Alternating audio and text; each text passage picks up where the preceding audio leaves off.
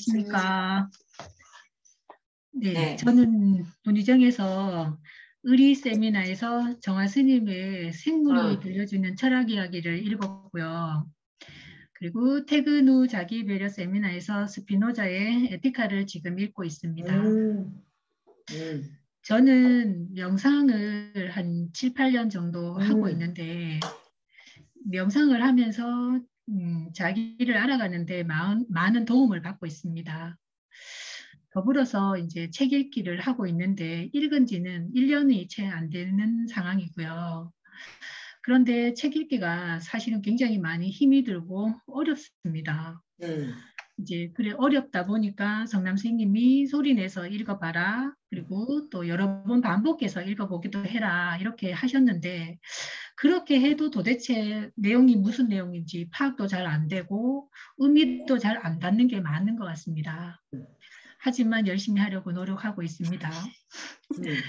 그런데 이런 고전을 읽는다는 것이 우리의 지식이나 지성으로 나아가는 것은 이제 조금은 알겠는데 이 책을 읽는다는 것이 어떻게 선생님이 말하시는 지혜로 나아갈 수 있는지 저는 굉장히 궁금한 것 같습니다. 그에 대해서 그러면 명상을 지도를 받으세요? 제가 지도도 하고 지도도 받고 그러면 명상을 할 때 네. 이제 그 무슨 단계라는 게 있을 거 아니에요? 지금 저희 명상센터에서는 단계는 없어요. 그냥 선생님 한 분이 개인적으로 이렇게 작은 명상 공동체 비슷하게 꾸려 나가시면서 회원이 오시면 이제 거기 선생님이 아니 그게 아니라 네. 그러니까 이제 명상에 들어갈 때 뭐 호흡 위주로 하는지 아니면 뭐 어떤 주제를 가지고 하는지 뭐 이런 게 있을 거 아니에요. 그냥 명상을 그냥 해요? 그냥 하진 않아요. 저희는 이제 그 명상은 두 가지가 있는데 위파사나 여러분들 많이 아시는 위파사나하고 사마타하고 두 가지 있는데 보통 많이 위파사나를 많이 하시는데 저희는 사마타하고 위파사나 두 개들 같이 접목을 해서 하고요. 그 다음에 선생님께서 기라는 것들을 접목을 하셔서 기 체험하는 것들 그런 것들도 좀 하고 그 다음에 빛으로 자기를 감싸는 그런 명상 이렇게 구성이 되어 있어요. 근데 그 명상이 이제 점점 뭐 깊어지고 뭐 할 때 이제 변화들이 나오잖아요. 네네. 그 책을 읽을 때도 그런 식의 수련이 필요하지 않을까요? 책을 읽으면 사실은 처음에는 이제 정화 스님 책을 읽을 때 제가 그게 거의 좀 입문 상태에서 읽었는데 이 책이 굉장히 어렵고 힘이 들더라고요. 뭐 무슨 말을 하는지 잘 모르겠고 그랬었는데 점점 읽을수록 그 책의 내용이나 의미들이 다가오기는 합니다.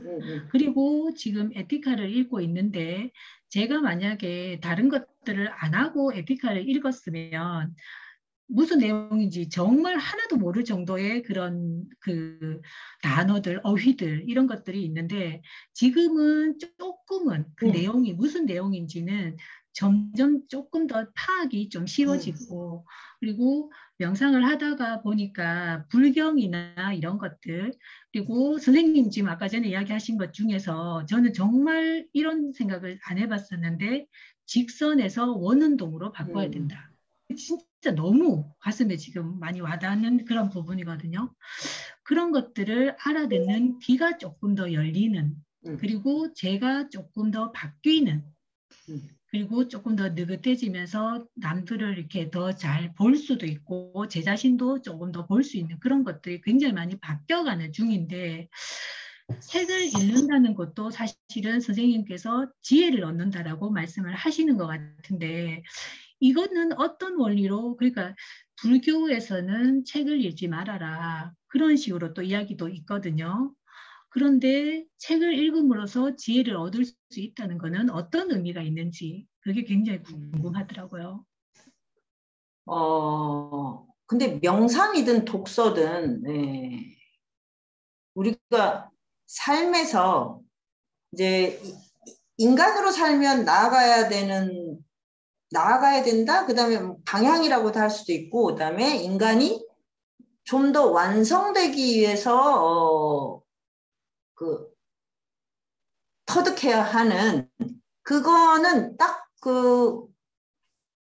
이제 지혜와 통찰인데, 지혜와 통찰로 가는 길이 무엇이 있는가?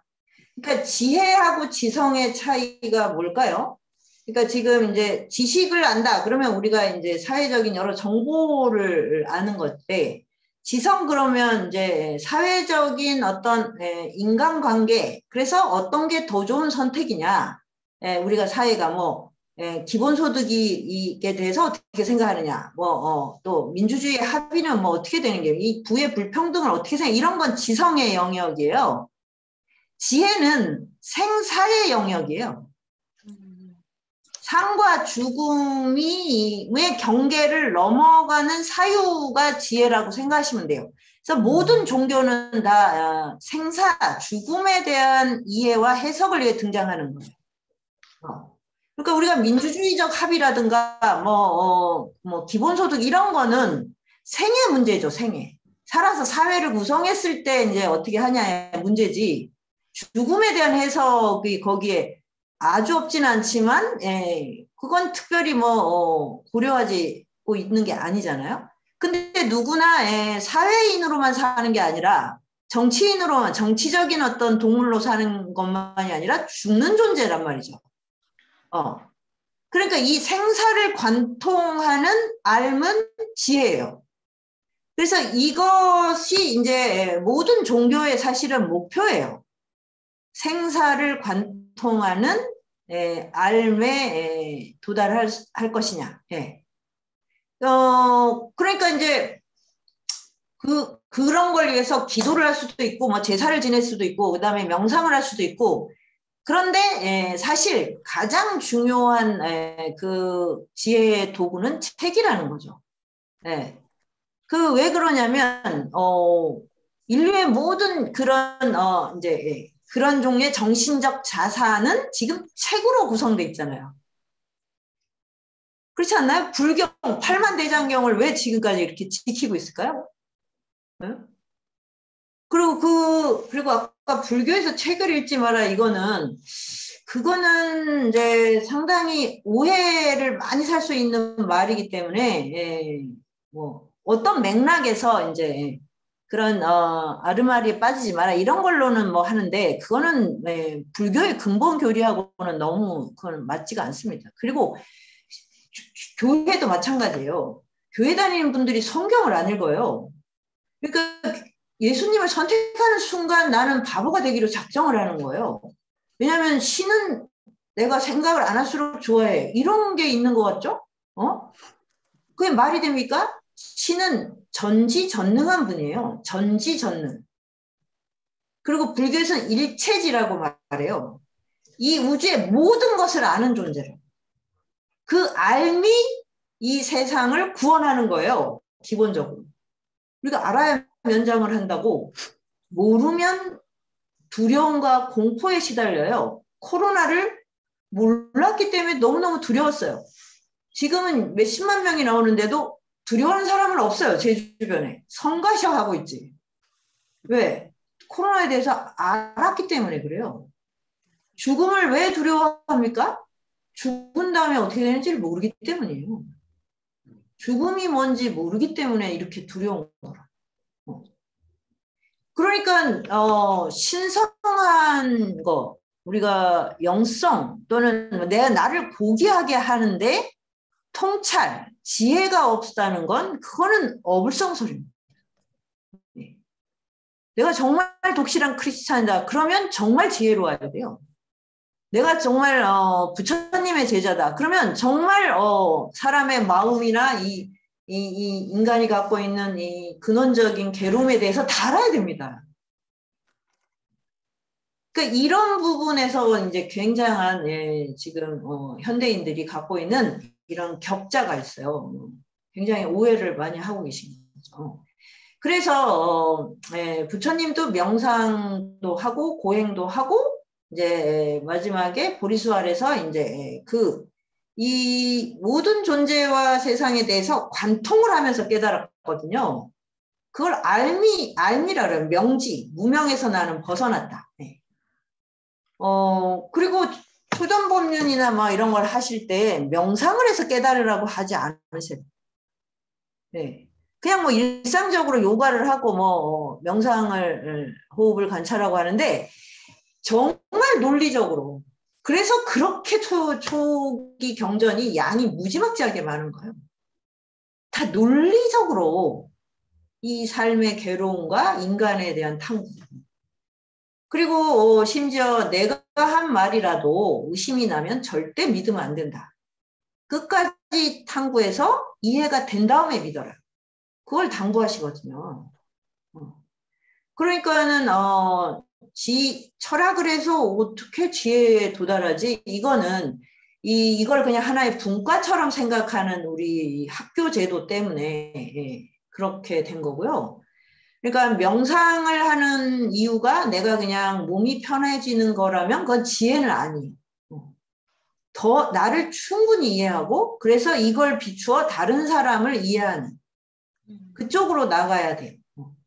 근데 그러기 위해서는 우리가 고전의 이 철학이나 이제 이런 경전들을 읽어서 내가 경험하지 않고 내가 내 시야가 미치지 않는 곳에 있는 사람들 거기에 있는 세계까지도 이해할 수 있는 힘 그거를 향해 가야 되기 때문에 그래서 스피노자가 지금 막 조금씩 익숙해진다. 그럼 그만큼이 내 안에 이제 빛이 열리는 거야.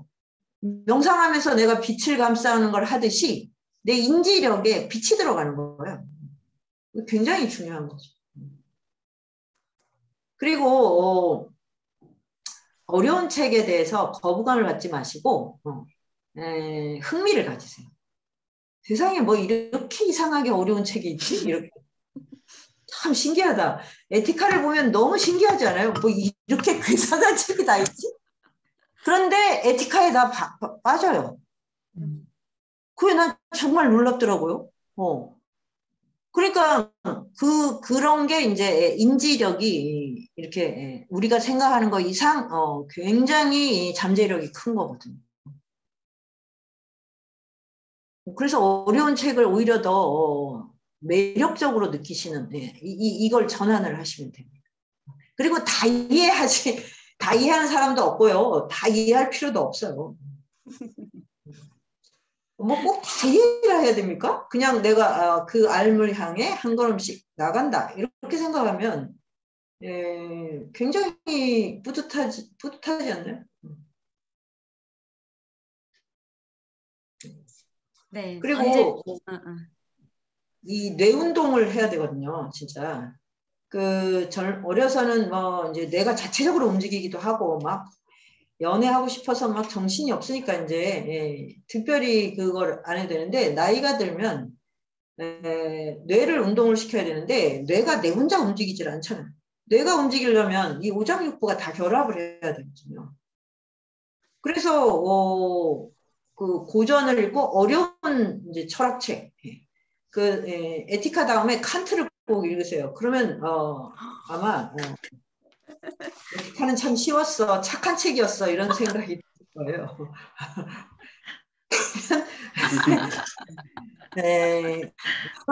그럴 때 이제 내가 몸에 잠들어 있는 세포들이 깨어나요. 그거는 다른 필라테스니 뭐 어떤 걸 하는 그거하고도 비교할 수 없는 양생법입니다. 네, 또 다른 네네. 지금 굉장히 에티카 열심히 외우고 있어요. 더 열심히 인지력에 빛이 들어온다고 하시니까. 그러면 지금 전 세계 인구의 거의 0.0000001%에 들어가실걸요? 누가 에티카를 외우고 있어요? 네. 화이팅! 그거를 선생님. 손으로 만져본 사람도 국내에서 진짜 극소수일 텐데. 그러니까 내가 고귀해지는 방법이 아주 쉽습니다. 기억을 다 외운 사람 얼마나 될까요? 에티카를 내가 읽었어. 우리나라에 몇 명 돼 있어. 바로 그냥 최상층 그 브라만이 됩니다. 뭐 어렵게 사실 게 없어요. 감사합니다.